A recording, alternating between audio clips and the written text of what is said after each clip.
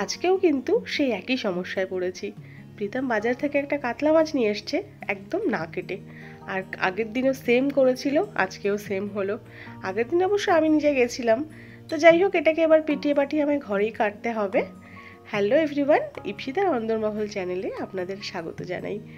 আগের দিন মাছটার পাখনা কাটতে ভুলে গেছিলাম আজকে কিন্তু ভুলিনি। আজকে আগে পাখনাটাই কেটে তারপর মাছটা পিস করব। বড় বড় কাতলা মাছ খেয়ে খেয়ে আর এই ছোটো কাতলা মাছ প্রায় খাওয়াই হচ্ছিল না। আজকে কি মনে হলো ওর বাজারে গিয়ে এরকম টাটকা মাছ দেখে ও আর কোনো দিকে তাকায়নি, মাছটা নিয়ে চলে এসছে। আর সত্যি কথা বলতে পুঁটিটার যা অবস্থা না, একদম কিছু কাটা যায় না। বহু কষ্টে এই মাছটা আমি বটিতে কেটেছি। এরপর থেকে মাছ এলেই না আগে বাজারে দেখবো কোথায় বসেছে কাটার লোকজন। হয়ে গেল মাছটা কাটা কমপ্লিট। এবার এটাকে ভালো করে ধুয়ে নেব।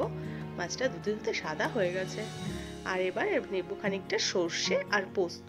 প্রথমে ভেবেছিলাম মিক্সিতেই পেস্ট করব, তারপরে ভাবলাম প্রচুর দিন হয়েছে শিল বার করি না। তো সেই যেমন ভাবা সেরকম কাজ, সঙ্গে সঙ্গে শিলটা বার করলাম, করে শিলে সর্ষে আর পোস্ত বেশ সুন্দর করে বেটে নিয়েছি। শিলে মশলা বাটা প্রায় উঠেই গেছে আমাদের, কিন্তু বেশ লাগে জানেন তো, শিলে মশলা বাটলে সেই রান্নার স্বাদও একদম অন্যরকম হয়। শিলে মশলা বাটা কমপ্লিট। এবার এটাকে একটা বাটিতে নেব, আর ছোটোবেলায় মায়ের দেখার মতন শিলটা ধুয়ে একটু জলও নিয়ে নেব।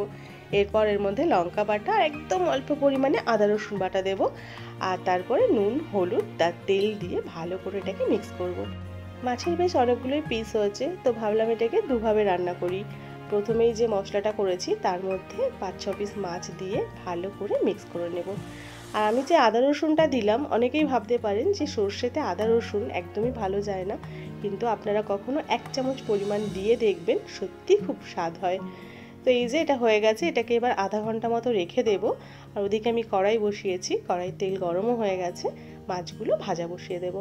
আর তারপর একটা কড়াই বসিয়ে একটু তেল গরম করে তার মধ্যে জিরে আর একটা তেজপাতা ফোড়ন দিয়ে মাছটা দিয়ে দেব। মাছটা বেশি না, ওই 15 থেকে 20 মিনিট ফুটলেই কিন্তু হয়ে যাবে। সামান্য একটু জল দেব, দিয়ে এটাকে ঢেকে রেখে দেব, ব্যাস তাহলেই হয়ে যাবে। আর এদিকে আমার মাছটাও ভাজা হয়ে গেছে। মাছটা তুলে এই তেলে একটুখানি জিরে ফোড়ন দিয়ে তার মধ্যে ঝিঙে আলু দিয়ে নুন হলুদ আর জিরের গুঁড়ো দিয়ে একটু ভালো করে সাঁতলে তারপর এর মধ্যে দিয়ে দেবো জল। বেশিক্ষণ ফোটাতে লাগবে না, ওই 10 থেকে 15 মিনিট, কারণ ঝিঙে আলু কিন্তু খুব ভালোভাবে সেদ্ধ হয়ে গেছে। ওদিকে মাছের হালটা দেখবো কি হয়েছে। বাহ, বেশ সুন্দর দেখতে হয়েছে। ব্যাস এটাও হয়ে গেছে, এটাকেও নামিয়ে একটা বাটিতে ঢেলে নেব। দেখতে কিন্তু খুবই সুন্দর হয়েছে, আর মাছগুলো কিন্তু খুব সুন্দর সেদ্ধও হয়ে যায়, এভাবে একটুও সমস্যা হয় না। এদিকে ভাজা মাছগুলো নিয়ে দিয়ে দেবো ঝোলে, ঝোল তো টকবগিয়ে ফুটছেই। আর এটাও কিন্তু ওই বললাম জাস্ট 5 মিনিট রাখবো, 10 মিনিট ফুটিয়েছি, আর 5 মিনিট মাছ দিয়ে ফুটিয়ে এটাকেও নামিয়ে নেব। ব্যাস আজকের মতো রান্না হয়ে গেল। দেখতে কিন্তু বেশ হয়েছে, মশলা ছাড়াও কিন্তু খুবই সুস্বাদু হয়। আর এদিকে একটা তো মশলাদার হয়েইছে, এবার সার্ভ করার পালা। সর্ষে দিয়ে মাছটা কিন্তু আমার প্রিয়, আর ঝিঙে আলু দিয়ে যে মাছটা করলাম সেটা আমার বরের প্রিয়। তো দুজনেরই পছন্দের একটা একটা করে রান্না করি।